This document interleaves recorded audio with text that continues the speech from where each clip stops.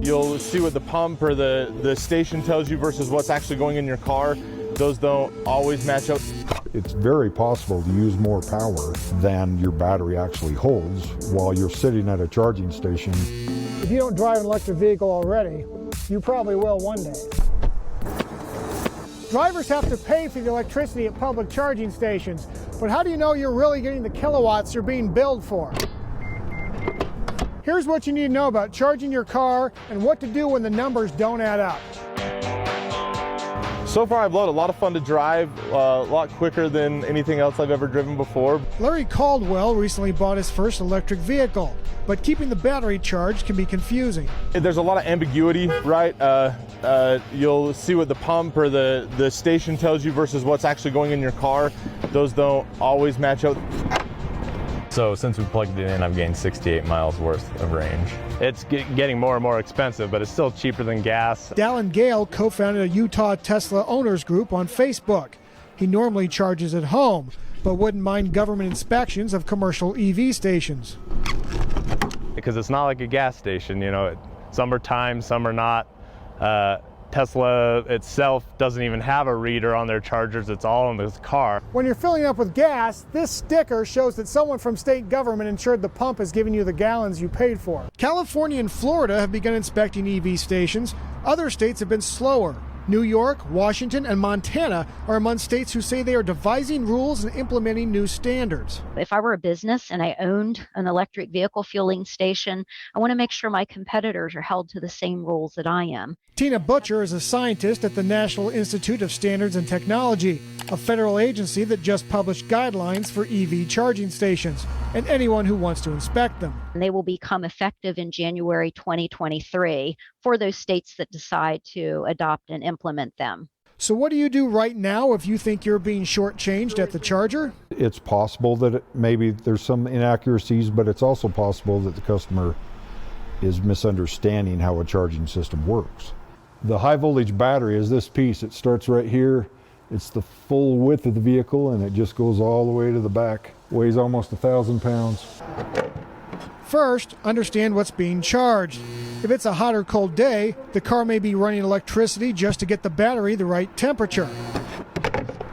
So it's very possible to use more power than your battery actually holds while you're sitting at a charging station. If you really think a charging station is shortchanging you, you can start by calling the number on the station, or try communicating with the provider through its phone app. If it's not possible or they aren't able to resolve their concern to their satisfaction, then we would recommend that they follow up with their state weights and measures program.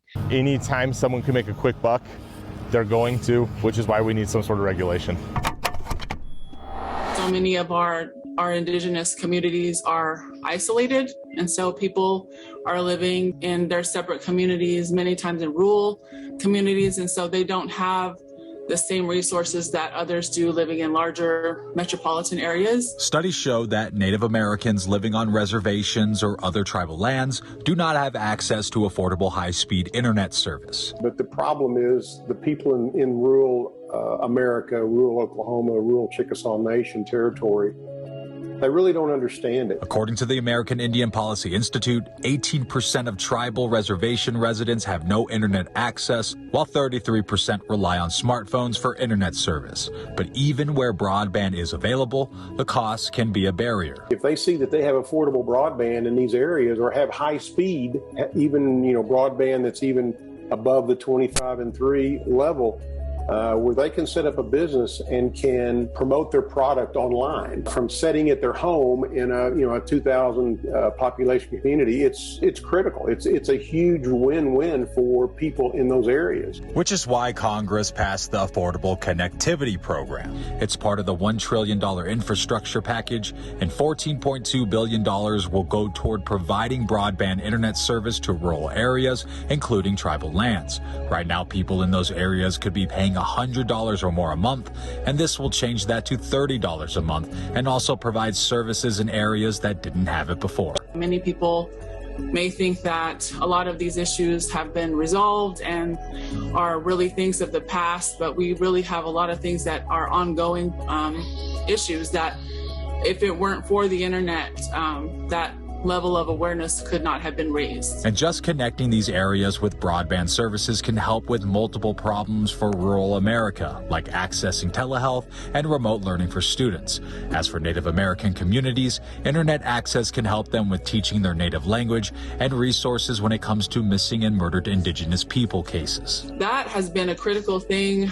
You see a whole lot more of that.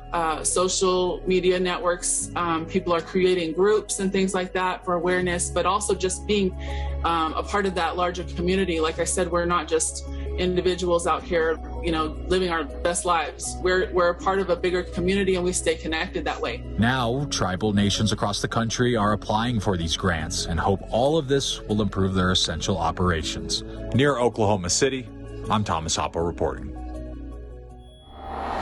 The failing infrastructure, some say, is keeping seniors from getting the help they need. Next on The Race.